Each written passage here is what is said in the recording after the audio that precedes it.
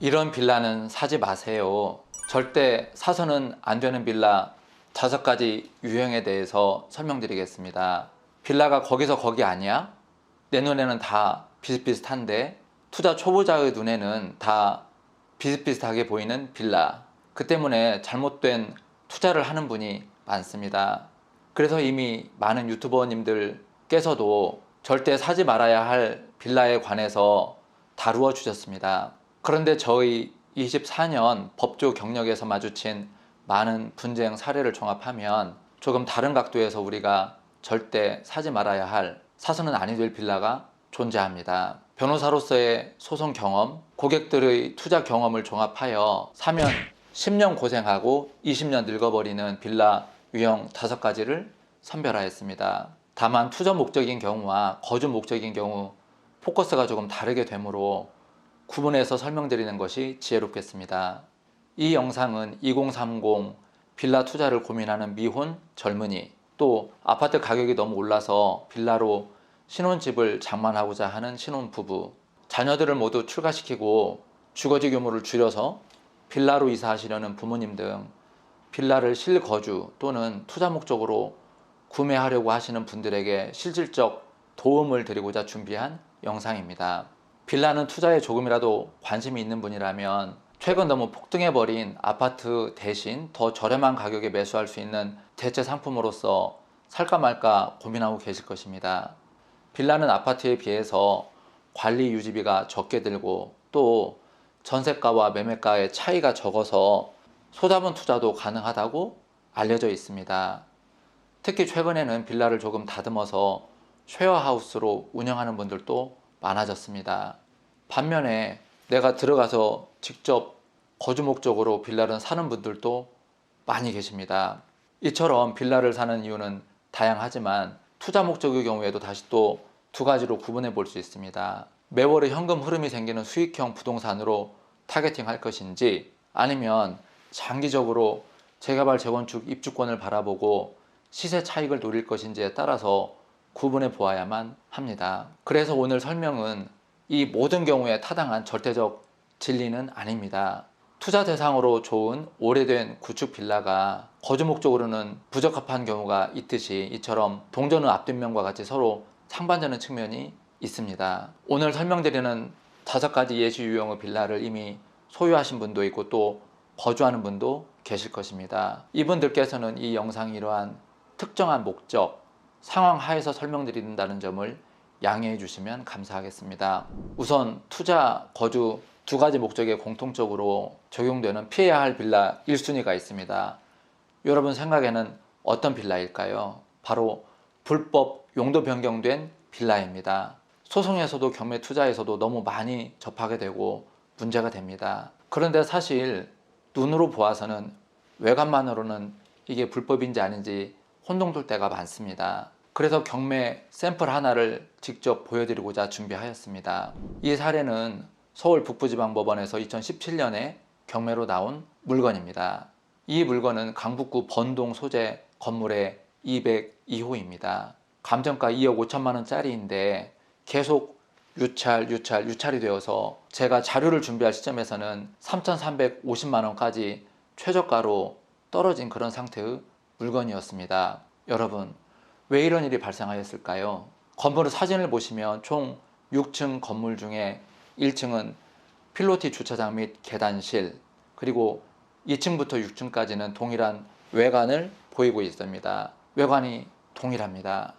그래서 실제로 2층은 건축물 용도가 주택이 아니라 근린 생활 시설의 한 유형인 사무소임에도 불구하고 3층, 4층과 동일하게 주택으로 오인할 수밖에 없게 되는 것입니다. 외관만 보고 동일하다고 판단을 하면 큰 낭패, 사고를 당하게 됩니다. 사무소도 2가지 유형이 있습니다. 바닥 면적이 30제곱미터 미만은 제1종 근린생활시설, 그 이상은 제2종 근린생활시설로 구분이 됩니다. 그래서 통상 근린생활시설 사무소를 주택으로 불법 용도 변경하는 경우에는 대부분은 30제곱미터 이상이기 때문에 제2종 근린생활시설에 해당합니다. 여러분, 혹시 휴게 음식점이 제1종 근린생활시설인가요? 제2종 근린생활시설인가요? 대부분 알고 계실 것입니다. 일반적으로 휴게음식점은 제1종 근린생활시설입니다. 그런데 유형이 다른 것이 있습니다. 휴게음식점은 대표적으로 스타벅스와 같은 카페입니다. 주류를 취식할 수 없는 음식점을 휴게음식점이라고 하고 일반 음식점과 구분하고 있습니다. 300제곱미터 미만은 제1종, 300제곱미터보다 더 큰 그런 경우에는 제2종 근린생활시설로 유형이 두 가지가 있습니다. 그래서 사무소 또 휴게음식점 이런 경우에 유형마다 면적에 따라서 유형이 두 가지가 있음을 유의하실 필요가 있겠습니다. 여하튼 이 경매 대상 물건의 2층은 건축법상 건축물의 용도가 사무소입니다. 그런데 신고를 하지 않은 채 적법한 절차를 거치지 않은 채 무단으로 주택으로 용도를 변경해서 사용하고 있는 것이 바로 문제입니다. 위 경매 대상 물건의 부동산 등기부등본 전체 표제부 그리고 전유 부분 표제부를 보시면 각 층별 또 각 호실별 건축물의 용도가 기재되어 있지 않습니다. 단순히 건물 전체적인 용도, 면적 등만이 기재되어 있습니다. 그래서 구체적인 층별 용도를 알아보기가 어렵고 속기도 쉬운 것입니다. 그래서 건축물 대장을 보아야만 과연 구체적인 층별 용도가 무엇인지 또 위반 건축물인지 아닌지를 확인할 수가 있습니다. 건축물 대장에는 위반 건축물인 경우에는 제1면에 위반 건축물이라고 노란색 박스가 처리되어 있습니다. 이 사안의 경우에도 건축물 대장을 보면 해당 호실의 용도가 제2종 근린생활시설 사무소라고 명기되어 있고 또 일면 상단에 위반 건축물이라고 노란색 표시가 되어 있습니다. 또 이면의 하단에도 별도로 자세하게 위반 사항이 기재되어 있습니다. 위 건물은 3명이나 순차적으로 응찰하였다가 전부 다 잔금을 납부하지 않고 포기한 그런 사례입니다. 왜냐하면 불법 용도 변경된 물건으로서 대책이 없다는 것을 깨닫고 낙찰 잔금을 납부하지 않은 물건입니다. 특히 두 번째 낙찰자, 세 번째 낙찰자의 경우에는 입찰 보증금을 몰취당한 안타까운 사례입니다. 그래서 미리미리 불법 용도 변경된 것인지 혹시 대상 물건에 하자가 있는지를 체크할 필요가 있는 것입니다. 이 물건은 바로 그런 이유 때문에 최저가가 매우 낮게 절약되어 있는 것입니다. 경매에서 낙찰받은 매수인은 주택시설을 전부 철거한 다음에 사무소로 원상복구한 다음 또 그거를 사진 등 증거로 만들어서 신고해야 한다고 구청 담당자가 설명해 주고 있습니다. 이처럼 구청에서 시정조치명령이 나올 경우에 그 소유자는 주방 싱크대, 수전, 수납장, 또 화장실의 욕조나 샤워시설 등을 전부 다 철거하고 사진 촬영을 해서 시정조치 신고를 해야만 합니다. 그렇지 않으면 이행강제금이 매년 2회씩 부과됩니다. 실제로 분양을 할 경우에는 빌라 건축업자는 2층에 견본주택을 만들어 놓습니다. 그리고 주방 화장실도 예쁘게 꾸미고 소파, 침대, 냉장고, 세탁기, 식탁 등을 가져다 놓습니다. 그래서 우리가 아파트 견본주택을 가는 것처럼 이 빌라의 경우에도 2층에 예쁘게 주택처럼 꾸미고 그걸 보고 수분양자들이 분양계약을 체결하도록 유인하는 것입니다. 원래 2층은 사무소인데도 불구하고 주택으로 예쁘게 꾸미고 주택 그대로 분양을 하는 것입니다. 또 하나 유인책이 있습니다. 취득세를 빌라 건축업자가 대신 납부해 준다든지 또 정상적인 주택인 3층이나 4층보다도 1,000만 원이나 2천만 원 저렴하게 분양한다든지 해서 유인책을 활용합니다. 제가 처리한 사건 중에서는 서울 강서구 방화동에 7층 건물 케이스가 있습니다. 사진 자료를 준비하였습니다. 다소 붉은색 건물의 빌라인데 빌라 건축업자가 1층은 필로티 주차장과 계단실, 2층은 제2종 근린생활시설인 사무소로 허가를 받고 건축을 하였습니다. 그리고 또 나머지 3층부터 7층까지는 도시형 생활주택의 한 유형인 단지형 다세대 주택으로 허가를 받아서 건축한 경우입니다. 그런데 3층부터 7층까지는 적법한 건물입니다만 2층도 외관이 동일하기 때문에 사무소가 아니라 주택으로 오인하게 되는 것입니다. 2층에 총 4개 호실이 있었는데 저희 의뢰인은 그 중에 201호를 분양받았습니다. 주택으로 알고 분양받았습니다. 그런데 실제로는 주택이 아니라 사무소입니다. 그 201호를 분양받은 분은 고령자 노인이십니다. 그래서 플래카드를 보고 가서 견본주택을 보았는데 주택처럼 예쁘게 꾸며져 있고 소파, 냉장고, 식탁, 세탁기 등이 있기 때문에 주택으로 알고 자녀들하고 상의를 하지 않은 채 가서 분양을 받아버린 것입니다. 계약을 체결해버린 것입니다. 이 대상 건물의 부동산 등기부등본 제1면 표제부를 보실 필요가 있는데 각 층별 용도가 나와 있지 않습니다. 전체 용도만 나와 있습니다. 또 제2면의 전유부분 표제부에도 마찬가지로 호실별 용도가 나와 있지 않습니다. 그래서 등기부등본만 봐서는 사기를 당하기가 쉬운 것입니다. 반드시 별도로 건축물 대장을 확인해야만 하는 것입니다. 연로한 부모님들께서는 자녀들에게 부담을 주기 싫어서 혼자서 가서 빌라를 보시고 덜커덕 계약을 해버리신 경우입니다. 이런 상황을 방지하기 위해서는 자녀들이 적극적으로 나서서 부모님이 혹시 주택, 빌라를 구매하려고 하시지 않을까 체크하고 또 관심을 가져야만 하는 것입니다. 위 사안에서도 취득세를 빌라 건축업자가 대신 납부해 주었고 또 분양가가 1, 2천만 원, 3층, 4층 정상적인 건물보다 저렴한 경우였습니다. 여러분, 번화가 사거리의 일반 상업지역에 10층 대형 근생 건물을 예로 들어볼까요? 1층은 보통 편의점, 법률적으로는 소매점이라고 건축법상 용도가 기재되어 있습니다. 또 은행은 금융업소, 그 다음에 중개사무소, 이런 작은 사무실들이 있습니다. 2층은 휴게 음식점이나 일반 음식점이 있다고 가정하겠습니다. 3층은 500제곱미터 이상의 교회로서 법률적인 용도는 종교시설입니다. 4층은 모텔이고 법률적 용도는 숙박시설입니다. 5층은 유흥주점으로서 법률적 용도는 위락시설이라고 표현됩니다. 이처럼 층마다 다 건축법상의 용도가 다른 것입니다. 그래서 하나의 건물에도 층마다 용도가 다르다는 점을 이해하실 필요가 있겠습니다.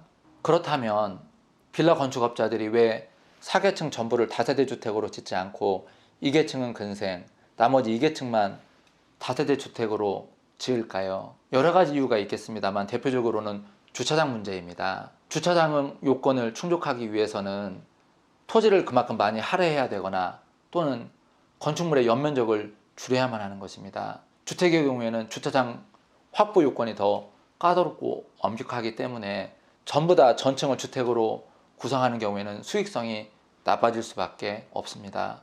여러분, 질문 드리겠습니다. 입장을 바꾸어서 여러분이 만일 불법 용도 변경된 건축물을 모르고 매수하셨습니다. 근데 나중에 알게 되었습니다. 여러분 어떻게 하시겠습니까? 여러분은 하루속히 빠져나오고 싶을 것입니다. 여러분, 이 경우에 중개인 또는 매수인에게 사실대로 알리고 불법 용도 변경된 건물이라고 고지하시겠습니까? 아니면 모르게 하고 숨기고 속히 매수인에게 떠넘기고 탈출하시겠습니까?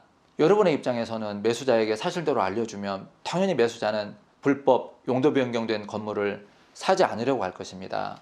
그래서 여러분이 알리지 않고 매도를 하게 되면 여러분은 사기죄가 성립될 가능성이 높습니다. 여러분이 모르고 사서 알게 되고 나서 파는 것도 용이하지 않게 되기 때문에 이러지도 저러지도 못하는 딜레마 상황에 처하게 되는 것입니다. 등기부등본 보셔서는 안 됩니다. 호실별 용도가 제대로 규제되어 있지 않기 때문입니다. 반드시 별도로 건축물 대장을 발급받아서 용도 사항란 기재, 또 1면과 2면에서 위반 건축물 기재사항 부분을 체크하셔야만 하는 것입니다. 두 번째 피해야 할 빌라는 어떤 빌라일까요?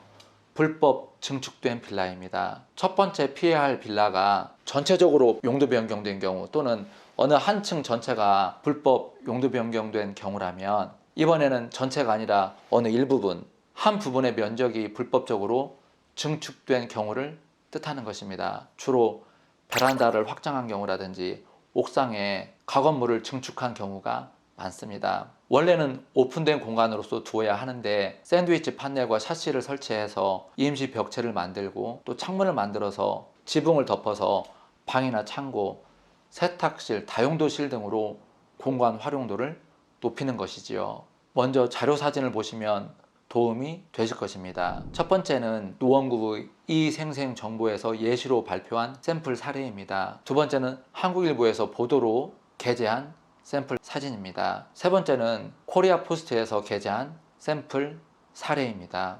불법 증축의 경우는 예를 들면 원래 건축 허가 면적이 100제곱미터였는데 추가로 건축 허가에 반해서 30제곱미터를 더 늘려서 건축한 결과가 되므로 전체 활용 면적은 130제곱미터가 되고 그 중에 30제곱미터는 불법 증축 면적에 해당하는 것입니다. 이 경우에 만일 내가 임대인이라면 임대도 보다 잘 나가고 월세도 조금 더 많이 받을 수 있는 장점이 있겠습니다. 또 내가 만일 임대를 놓지 않고 실제로 거주한다라고 하면 공간 활용도가 더 높게 되는 장점이 있습니다. 그러나 단점과 위험도 존재하는 것입니다. 만일 누가 민원을 제기하거나 제보를 해서 구청에 적발이 되었을 경우 그런 경우에는 철거 및 원상 회복 의무가 발생하게 되고 그 의무를 이행하지 않으면 이행강제금 납부 의무도 발생하게 됩니다. 특히 되팔 때 매수인이 매수를 하지 않거나 또는 이러한 점을 문제 삼아서 가격을 깎는 경우가 생기기 때문에 문제가 발생하게 됩니다. 제가 처리한 어떤 사건의 경우에는 매수인이 모르고 30억 원 건물을 매수하였습니다. 나중에 근데 상층부에 일부 불법 증축 부분이 있다는 걸 알게 되어서 1억 원을 감액 청구하는 소송을 제기한 사례가 있었습니다. 그 매수인이 승소할까요? 패소할까요? 통상의 경우에는 승소합니다. 그래서 매수인이 손해배상 청구하는 경우에 세 가지 항목이 있습니다. 첫 번째로 불법 증축 부분을 철거하고 원상복구해야 된다 라고 해서 철거 및 원상복구 비용을 감정평가합니다. 두 번째로 또 이행강제금이 납부되었는데 그 이행강제금을 납부해야 하니 그 비용도 배상하라 라고 요구합니다. 세 번째로 원래 건물 전체 연면적이 500제곱미터로 알았는데 불법 증축 부분을 제외하고 나니 50제곱미터, 70제곱미터가 빠지게 된다.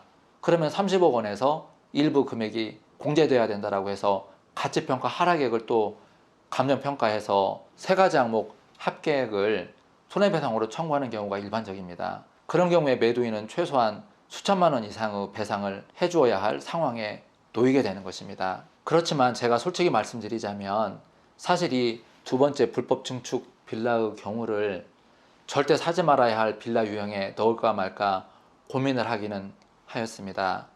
너무 우리 사회에 이게 일반화, 만연되어 있기 때문입니다. 일반인들 입장에서는 불법 증축 부분이 있어도 수익성이 높아지기 때문에 알고도 이를 무시하고 사는 경우도 있을 수 있습니다. 그리고 그 대신에 매도인에게 불법 증축 부분이 있으니 매매대금을 깎아달라고 요구해서 매매대금은 깎고 나중에 매수한 다음에 실제로는 철거는 하지 않고 유지하면서 수익성 높게 활용하는 방안도 고려할 수가 있겠습니다. 그렇지만 제가 그래도 두 번째 유형으로 넣은 이유는 빌라를 계약할 경우에 이러한 문제점, 위험성을 알고 매수하시는 경우와 전혀 모르고 생각 없이 매수하는 경우 이 두 가지는 차이가 크기 때문에 위험성과 법적인 문제를 알고 매수하는 것이 타당하다, 필요하다라는 점 때문에 사서는 아니 될 빌라 두 번째 유형으로 포함시킨 것입니다. 세 번째, 어떤 빌라를 절대 사서는 아니 될까요? 누수가 있는 빌라입니다. 누수가 있는 빌라는 무조건 피해야만 합니다. 거주 목적이든 투자 목적이든 두 경우 모두에 해당하는 것입니다. 누수가 있는 빌라는 일단 매수한 후에는 대책이 없습니다. 누수가 되는 원인은 다양한데 도대체 어느 부분, 어느 층, 어떤 하자로 누수가 발생하는지 원인을 찾기도 어렵고 또 방수공사를 하는 데 있어서도 수천만 원 이상의 비용이 지출될 가능성이 높습니다. 해당 부분을 찾기 위해서는 누수 탐지 업체를 찾아서 맡겨야만 하는데 비용이 매우 큽니다.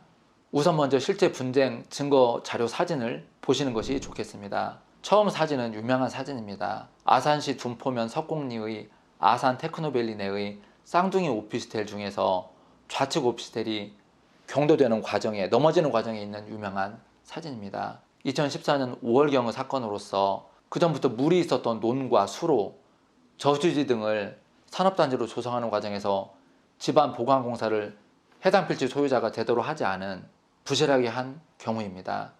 단단하지 않은 땅을 단단하게 하고 그 기초 위에 건축물을 지어야 하는데 파일을 박아서 집안 보강공사를 해야 하는데 그 공사를 제대로 하지 않고 파일도 그 당시에 수십 개를 빼먹고 시공을 한 경우였습니다. 여러분, 물과 건물은 상극입니다. 그래서 누수 차단의 중요성이 강조되는 것입니다. 다음 자료 사진은 바닥에 물이 흥건히 흘러들어와 있습니다. 어느 건물 판매 장식장 진열대의 앞부분입니다.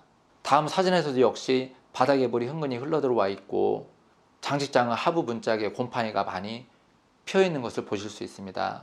다음 사진은 방배동 어느 주택의 천정에서 물이 비처럼 쏟아지는 그런 사진입니다. 세숫대야 등으로 받치고 있습니다. 우측 사진은 주방의 벽면 벽지에 물이 흘러내린 자국이 있는 사진입니다. 다음 사진 역시 천정과 벽지에 물이 젖어 있는 사진입니다. 다음 사진은 안방의 전등 갓에 물이 아직도 여전히 동그란 모습으로 고여 있는 사진입니다. 실제로 제가 촬영할 그 당시에 물이 고여 있었습니다. 다음 사진은 지층의 방 바닥에 물이 스며서 올라오는, 그래서 신문지로 바닥의 물기를 차단하고 있는 사진인데 역부족입니다. 다음 사진은 지층 바닥에서 올라오는 물기를 차단하기 위해서 비닐 장판을 깔고 그 위에 다시 골판지를 여러 겹 대고 그 위에서 생활하는 사진입니다. 다음 사진은 일반 사무실의 천정 누수 자국 사진입니다. 전구 또 환풍구 주변에서 물 자국이 노란색으로 변색되어 있는 것을 유심히 보셔야만 합니다. 다음 사진은 어느 건물을 인수한 후에 새로 인테리어를 하고자 기존 인테리어를 뜯어내는 과정에서 그 기존 인테리어 뒤 벽면에 곰팡이가 피어 있는 모습입니다. 이미 돈을 다 지급하였기 때문에 대책이 난감한 상황입니다. 다음 사진은 바닥에 물이 흘러다니고 있는 것을 빗자루로 쓸고 있는 영상 사진입니다. 다음 사진은 전등의 테두리 부분에서 물이 빗물처럼 떨어지는 영상을 여러 장으로 캡처한 사진입니다. 더 심각한 경우는 제가 한남동 유엔빌리지의 어느 신축 빌라에서 본 경우입니다. 위층의 화장실 방수 마감이 제대로 되지 않아서 아래층의 배전반 전기 설비에 물이 흘러내려와서 불꽃이 튀고 차단기가 내려가는 사건도 보았습니다. 여러분, 물은 색깔이 없는 무색입니다. 그렇기 때문에 증거 촬영을 하실 경우에는 단순히 정적인 사진 촬영보다는 동영상으로 동적으로 촬영하는 것이 필요합니다. 그래서 30초 내외의 동영상을 촬영하는 것이 좋습니다. 요즘은 다 소송이 전자소송으로 이루어지고 있기 때문에 동영상 클립을 그대로 전자소송 사이트에 증거로 업로드할 수가 있는 것입니다. 누수는 크게 두 가지 유형으로 구분해 볼 수 있습니다. 첫째는 준공된 지 오래되어서 위층 바닥의 배관이 노후되어서 물이 새는 경우입니다. 둘째는 노후 배관 문제가 아니라 처음 시공을 잘못한 경우, 지붕이라든지 벽체라든지 또 건물의 지하 바닥 등에서 방수공사가 제대로 되지 아니해서 공사 하자가 발생한 경우입니다. 이런 경우에는 신축 건물임에도 불구하고 누수를 잡지 못하고 물이 흘러들어오는 경우입니다. 첫 번째 노후 배관 문제는 어느 정도 잡기가 용이합니다. 두 번째 공사 하자로 인한 경우에는 정확한 위치를 특정하기도 어렵고 또 과연 지붕인지 벽체인지 또 건물의 지하 기초 부분인지 다 뜯어서 확인해야만 용이하게 원인을 파악할 수 있기 때문에 큰 비용이 들어가는 공사가 아닐 수가 없습니다. 여러분, 그렇다면 애초에 누수 있는 빌라를 피하기 위한 구체적인 방법은 무엇이 있을까요? 우선은 처음 매수를 위해서 집을 들어가서 볼 때 대충 방의 구조나 거실, 주방의 위치만 보셔서는 안 됩니다. 벽지가 물에 젖은 흔적이 있는지 유심히 살펴보아야만 합니다. 특히 주방 쪽 싱크대 인근 또 화장실의 내부라든지 이런 물이 흘러다니는 길에는 누수 흔적이 많이 있을 수 있습니다. 여러분, 빌라를 매수한 후에 누수가 생긴다는 걸 알았다면 어떻게 해야 할까요? 우선 매도인을 상대로 6개월 내에 하자담보 책임을 묻는 소송을 제기할 수가 있겠습니다. 그런데 소송이 쉬울까요? 우선 변호사 비용, 인지대 송달료, 법원에 납부해야 할 비용이 발생합니다. 또 얼마 금액으로 승소할지 여부도 불분명합니다. 소송 중에는 별도로 감정 비용이 들어갑니다. 상대방은 누수 사실 자체가 없다고 박박 우기고 반박을 합니다. 이처럼 경제적 손해, 정신적, 심리적 고통과 고생이 이만저만이 아니게 되는 것입니다. 이러한 고통과 고생, 손해를 피하시려면 우선 매수 당시에 꼼꼼하게 살펴보아야 됩니다. 또 두 번째로 매수 당시에 체크할 때 누수 자국이 눈에 보이지 않아도, 특히 오래된 빌라의 경우에는 매매계약서 특약사항에 누수의 경우에는 매도인의 책임으로 보수한다라는 조항을 하나 넣어 놓으면 그나마 어느 정도 안전한 방책이 될 것입니다. 이렇게 해서 누수 없는 빌라를 걸러서 사는 것도 하나의 방법이 되겠습니다. 여러분, 물과 건물은 상극입니다. 네 번째로 피해야 할 빌라 유형은 무엇이 있을까요? 대지 지분이 적은 빌라입니다. 이 유형은 투자 목적으로 빌라를 매수하는 분들이 집중해서 들으시면 좋을 것입니다. 장기 투자 목적의 매수자인 경우에는 대지 지분이 많은 빌라를 선택한다면 재개발 또는 재건축 조합원 지위에서 입주권을 받을 때 종전자산 가치를 더 높게 인정받을 수가 있습니다. 그래서 분양 신청 단계에서 더 넓은 평형의 신청권이 주어질 수가 있게 되는 것이고, 또 추가 분담금도 줄어들 수 있는 것입니다. 그래서 유사한 조건의 두세 개 빌라 중에서 고민하시는 경우라면 가능하면 대지 지분이 많은 빌라를 선택하는 것이 10년, 20년 후에 더 좋은 선택이 되고, 또 중간에 되파신다고 하더라도 이 점을 어필해서 더 높은 가격으로 팔고 나오실 수가 있을 것입니다. 투자가 아니라 실제 거주 목적으로 빌라를 알아보는 분들의 경우에도 가능하면 대지 지분이 많은 빌라를 선택하는 것이 유리합니다. 공용 부분이 많기 때문에 주차장이라든지 또 공지 등 이런 부분이 더 넓고 삶의 쾌적도도 더 높을 것입니다. 따라서 장기 투자 목적에 비추어서 또 실제 거주 목적에 비추어서도 촘촘하고 빽빽한 빌라 밀집 지역의 적은 대지 지분 빌라보다는 대지 지분이 많은 빌라, 공간적으로 여유가 있는 빌라를 선택하는 것이 상책이 되겠습니다. 다섯 번째, 마지막 유형이 있습니다. 재개발이나 재건축 투자 목적인 경우 조합원 지위가 인정이 되지 않는 빌라, 다시 말하면 입주권이 인정이 안 되는 빌라는 절대적으로 피해야만 합니다.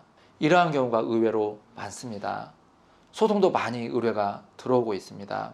이는 공법인 도시정비법과 관련된 내용입니다. 이 유형으로 저희들에게 찾아와서 소송을 많이 의뢰하는 대표적인 케이스 하나가 정비구역 내 A라는 사람이 두 개의 주택을 소유하고 있는 경우입니다. 주택을 두 개 소유하고 있다고 하더라도 조합원 지위, 입주권은 한 개만 인정이 됩니다. 근데 그 사람이 이러한 사실을 숨기고 두 개의 주택 중에 한 개를 매수인 B에게 매도하는 경우에는 큰 분쟁이 발생하는 것입니다. A는 두 개 주택을 소유하고 있을지라도 조합원 지위, 즉 입주권은 한 개만 인정이 되는데 매수인 B가 이러한 사실을 모르고 정비구역 내 주택 한 채를 매수해서 나중에 신축 아파트 한 개를 받는다고 기대하고 매수를 하게 되는 것입니다. 그렇지만 실제로 나중에 조합원 지위는 2분의 1만 공유 지분으로 인정이 되는 것입니다.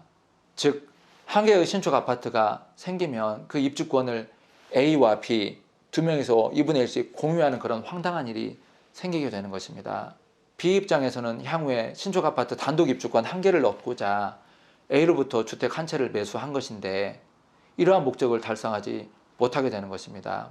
매도인 A가 기망, 사기 행위를 한 것입니다. 그런데 중개인도 문제입니다. 중개인이 이러한 사정을 알면서도 중개 성사를 위해서 사실대로 말을 제대로 해주지 않고 나중에 어떻게든 해결이 될 거야 라고 생각을 하고 계약만 체결하는 경우도 많이 있습니다. 이 경우에 비로소는 소송을 통해서 A로부터 단독 입주권을 확보해 와야만 되는 그런 고통스러운 상황에 놓이게 되는 것입니다. 통상 이러한 매도인의 기망 사실이 드러나는 시점은 수년이 지난 이후입니다. 분양 신청 과정에서 조합이 알려줍니다. 당신은 2분의 1 지분만 가지고 있는 공유 지분권자라고 알려줍니다. 매매계약 체결 이후로 수년이 지난 시점이기 때문에 매도인도 중개인도 나몰라라 하는 경우가 많습니다. 이처럼 입주권이 2분의 1만 나오는 황당한 경우 외에도 매도인이 조합 설립 동의를 하지 않았다든지 또는 분양 신청을 하지 않아서 조합원 지위를 상실한 경우도 있습니다. 특히 경매투자에서 유의하셔야만 됩니다. 또 5년 재당첨 금지 규정에 해당하는 경우도 있습니다. 이거는 매수인의 사정이 되겠습니다. 그 이외에도 양도 금지 규정에 해당하는 경우라든지 또 정비구역 내에서 권리 산정 기준일 이후 시점에 지분 쪼개기 목적으로 급하게 빌라를 신축하고 등기를 하는 경우도 있습니다. 그런 신축 빌라를 매수하신 경우에는 입주권이 인정되지 않습니다. 이처럼 입주권이 인정되지 않는 다양한 경우는 다소 깊이가 있고 복잡한 사례이기 때문에 보다 더 깊은 영상에서 나중에 더 자세히 설명드리도록 하겠습니다. 여하튼 재개발 재건축 구역의 빌라 구입 시에는 정비구역 3구역에서 물건을 봤다라고 하면 인근의 4구역, 5구역에 가서도 그 3구역 매물이 괜찮은지, 3구역 진행 과정에서 무슨 문제가 있는지, 다른 구역의 중개업소 2군데를 더 방문해서 내가 매수하고자 하는 물건 또 그 사업지를 체크하는 것이 필요합니다. 일종의 더블 체크가 되겠습니다. 2군데를 더 가셔야만 합니다. 먼저 조합사무실입니다. 반드시 가셔야만 합니다. 조합사무실에 가서 내가 매수하고자 하는 매도인의 상황, 그 해당 필지, 해당 주택 그 부분을 체크해서 과연 입주권이 나오는지, 이 매도인이 과연 주택을 하나만 가지고 있는지 2개를 가지고 있는지, 또 분양시청이라든지 조합 설립 동의를 제대로 하였는지 체크할 필요가 있습니다. 그리고 또 이와 별도로 해당 구청 토지정비과를 간다든지 또 재정비 사업과를 가서 추가적으로 사업 진행 상황, 또 양도 금지의 특별한 사항이나 규정이 있는지 등을 체크한 후에 매수하는 것이 안전한 방책이 되겠습니다. 결국 정비구역 내에서 재개발 재건축 투자를 하는 경우에는 인근의 다른 구역, 다른 부동산 들리실 것, 조합사무실 가실 것, 구청 해당 과를 가실 것, 이와 같이 트리플 체크를 하시는 것이 안전합니다. 이러한 5번째 유형은 입주권 취득을 목적으로 장기 투자를 위해서 빌라를 구입한 경우에 해당하는데, 입주권이 나오지 않는 경우를 우리가 보통 물딱지라고 합니다. 이런 재개발 재건축 구역의 투자는 수년에 걸친 장기 투자인데 나중에 입주권이 안 나온다는 것이 밝혀지는 경우에는 그 시간이 너무 아깝고 또 경제적 손실도 크게 될 것입니다. 정말 주의하셔야만 하는 것입니다. 자, 여러분들은 이제 피해야 할 빌라 제 나름대로 엄선한 5가지 유형을 알게 되셨습니다. 불법 용도 변경된 빌라, 불법 증축된 빌라, 누수가 있는 빌라, 대지 지분이 매우 적은 빌라, 재개발 재건축 투자의 경우에 입주권이 나오지 않는 물딱지 빌라, 이렇게 5가지 유형입니다.